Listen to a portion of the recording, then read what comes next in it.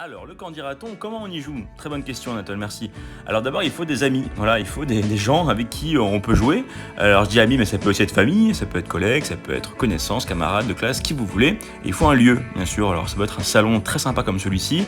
Ça peut aussi être à l'extérieur, voilà, sur ce faux gazon. Dans tous les cas, il faut une surface plane, comme une belle table comme celle-ci, avec des chaises autour, c'est encore mieux, hein, pour pouvoir s'installer, c'est quand même plus confort. On peut y jouer pendant une réunion au taf, hein, si on veut. On peut aussi y jouer pendant une soirée d'anniversaire, en soi. On peut y jouer dans la forêt, même si vous voulez, c'est possible. Même pendant un mariage. Tout est permis, tout est possible. Passons maintenant au jeu. Alors pour commencer, vous allez prendre donc une carte vierge comme celle-ci et commencer à inscrire des prénoms ou des noms de gens que vous connaissez ou pas. Ce seront les personnages pendant la partie. Donc ça peut être vos amis, voilà, vous mettez leur prénom comme ça, des connaissances, des potes, ça peut être aussi des gens connus, ça marche aussi. Ça peut être n'importe qui, voilà, des profs, des voisins, la boulangère, le crush de je sais pas qui, le serveur d'en bas, n'importe qui, même votre grand-mère.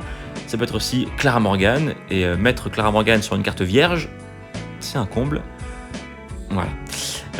En tout cas, vous pouvez inscrire qui vous voulez, du moment que tous les joueurs de la partie connaissent les personnages.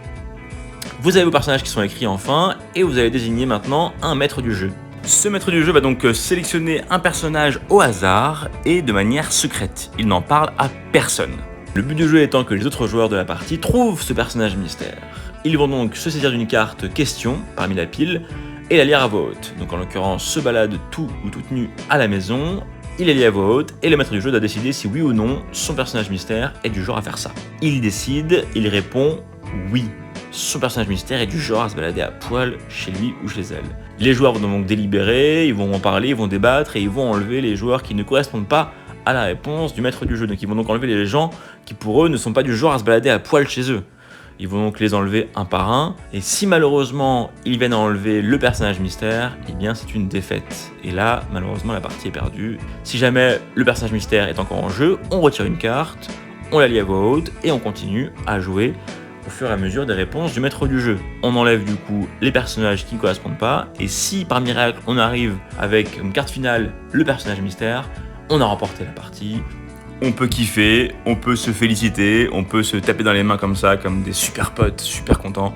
Il ne vous restera plus qu'à refaire une petite partie, en changeant les personnages ou non, en alternant de maîtres du jeu et en recommençant à jouer encore et encore à ce petit jeu qui s'appelle donc le Candiraton.